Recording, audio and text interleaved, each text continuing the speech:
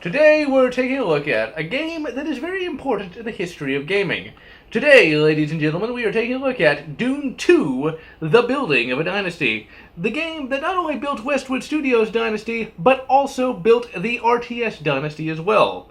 So with that, let's take a look at its developmental history. The story for Dune 2 and the RTS as we know it begins with the potential cancelization of Dune 1, which was meant to be a more industry-standard adventure game. The vice president of Virgin Interactive, the company who would later publish both games, was in a quandary of what the company was to do with the then-popular Dune license. This being the 90s, he actually used his wetware CPU and, oh my god, he actually read the novel! That's absolutely insane! And upon reading the novel, he actually determined that the major stress of the story was the battle to control the spice. Upon making that determination, he realized that a resource-based strategy game would be the best idea. This being the 90s, a bit of serendipity happened. An employee introduced the game, Herzog's Y, to the people working at the Virgin offices. They all apparently liked it, and eventually Westwood Studios would be asked to make a resource strategy game that took inspiration from Herzog's Y. The developers of the game also mentioned that they took inspiration from Populous and the Mac interface of all things. Now, it might seem kind of strange that this game would actually draw inspiration from an operating system of all things, but one must remember that the vast majority of computers in 1992 primarily used the disk operating system, aka DOS, and that was a command line interface, meaning you just use the keyboard. The Mac OS of the time was actually a graphical user interface, or a GUI. Now these days, with Windows, pretty much every computer is going to bloody well use a GUI interface. But back then, it was a very new concept, and having a game that actually had an interface like that was a pretty big deal. Dune 1 would end up not being cancelled, and thus this first groundbreaking RTS would be called Dune 2, despite having absolutely nothing to do with Dune 1. According to Wikipedia, the developers rightly protested the name of Dune 2, but to no avail. Really, it would have not been that hard to just have the game be called Dune, The Building of a Dynasty, and it would have worked just as well, and not really been confused with the previous game. Eventually, Dune 2 would be released in December of 1992 to great fanfare. Now, to put all of it in perspective, a major computer gaming publication of the era actually said that Dune 2 had the best graphics in that type of game that they had ever seen before. So keep that in mind when you see the graphics of this game. So with that, let's dive right into Dune 2 and see how it's held up over the years. The gameplay for Dune 2 is, appropriately enough, that of a real-time strategy game. You have units that you select with the mouse, and each of the various units has different abilities and uses. You then have the central base structure, and it is from here that you build the buildings that you need to construct more units. You also have power stations that you must build. If you do not build enough power stations, your various buildings will shut down. And you gotta love that in the future of Dune, they use nice, clean, renewable wind power. They finally learned! Who knew space feudalism would be so good for the green movement? As is the case in Dune, the spice must flow, and to ensure that it flows, you have the Harvester unit. This is your resource gathering unit for the game. You send it out to the various spice fields, it collects the spice, and then it returns it to your base, whereupon it is turned into credits. You then use the credits to build buildings and train units. You do not initially have a minimap when you start a game. Rather, you have to build a special building called a radar station, and if you don't have enough power or it gets destroyed, you will be left blind. Now, if all of this sounds familiar to you, it bloody well should, because this is the exact same gameplay scene in the Command & Conquer series. Really, Dune 2 is more or less Command & Conquer 0. All of the elements seen in Command & Conquer are seen in this game, just with different names. And really, both Dune 2 and the early Command & Conquer games are played more or less identically. The only thing I truly found annoying about this particular game was the fact that to move your units, you have to bloody well click on the move command every single bloody time you want to move a unit. This, of course, adds a massive amount of tedium to the game. that does not actually stop it from being addicting in the slightest. Outside of the game's tedious movement, everything here should be understandable to any RTS fan. Resource gathering and unit management have stayed pretty much the same throughout the years, and I was able to immediately jump into the game. There are a few things that set Dune 2 apart from the norm. The first is the fact that you have to build on rock, and on that rock the game suggests that you use concrete slabs to support your various buildings. The game warns that if you don't build your buildings on the slabs, you will have to repair them, but you generally have to repair them anyway, and the building of the slabs is very tedious for little gain, as there is no way to queue up things in this game. Everything has to be selected each and every time, meaning if you have to build a bunch of slabs, you have to select each and every one.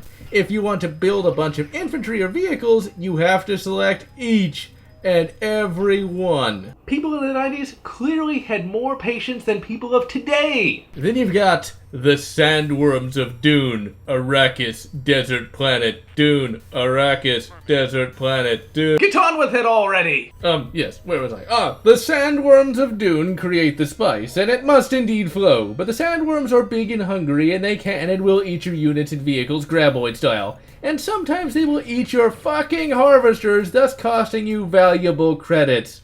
On the subject of spice, there are spice blooms that can be shot that spread spice over a large area for much happy joy. As for the graphics, for me at least, they haven't aged a day. They have not aged that badly today.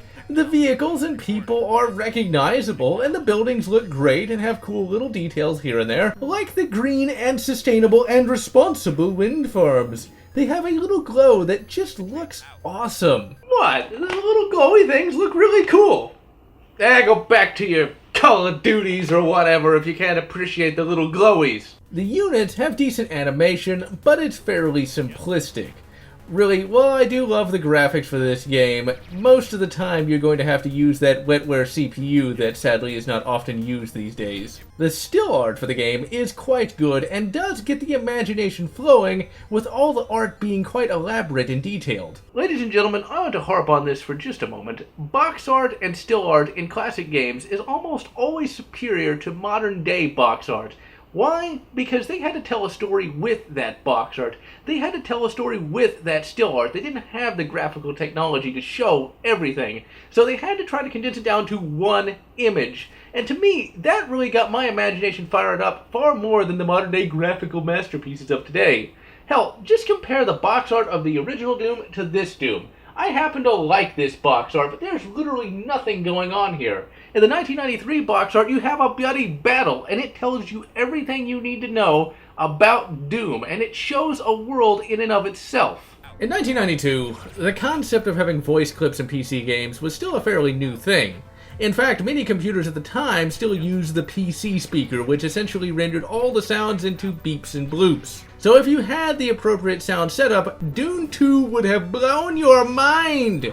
The different units actually have really cool sound effects for them, and you actually have voice clips in the game. Voice clips in 1992! And the voice acting was actually pretty damn good. And the music for Dune 2 is face-melting as all hell.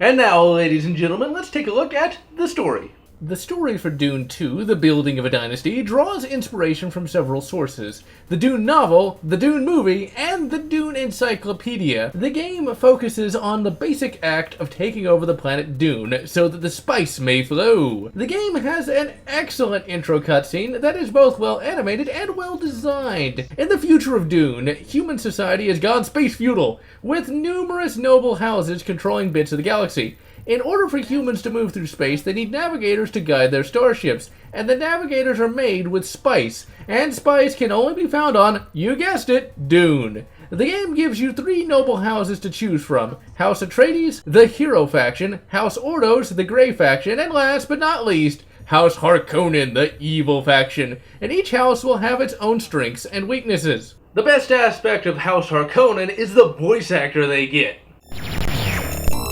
Construction complete. Who knew that someone saying building construction could be so awesome? In the Dune universe, computers are considered evil. Many centuries prior to the events of Dune, there was an AI war, and thus humanity eschewed thinking machines. To replace computers, mentats were created, essentially super smart humans, and in the game you have a mentat assigned to you, and he will give you your mission objectives, and he will act as a glossary of terms. Like a regular Hugo, or Hugopedia if you will. The game's copy protection is even integrated into the mentat, as after you finish the first mission, he will ask you to name a specific structure to prove your loyalty to your respective house. Which, when you think about it, really doesn't make a lot of sense. How does naming a structure that you would assuredly know prove loyalty in any way? Another cool aspect of the story is the fact that each house will interpret events slightly differently, and it's rather hilarious as this is how factions in real life actually work. Each faction in the game feels put upon by the other, and each has slightly different ways of looking at the world, a funny little microcosm of actual real-life international politics. So, ladies and gentlemen, is Dune 2 a curio and relic of a bygone era, or is it still worth playing? Well, to be perfectly honest, ladies and gentlemen, it is a game worth trying out. You can find it for free on numerous abandonware websites, and if you actually are into the RTS genre, there is a lot of fun to be had here, as I actually found myself enjoying it quite a bit despite some of the more tedious aspects. And ultimately, it's a game that has definitely stood the test of time. And so, I am GeneralLotz, wishing you good Dune 2000, good Warcraft, Orcs and Humans, or whatever makes you happy. If you enjoyed my review of Dune 2, please consider subscribing, and if you can, please consider supporting me on Patreon so that I can continue to bring you these great PC game reviews.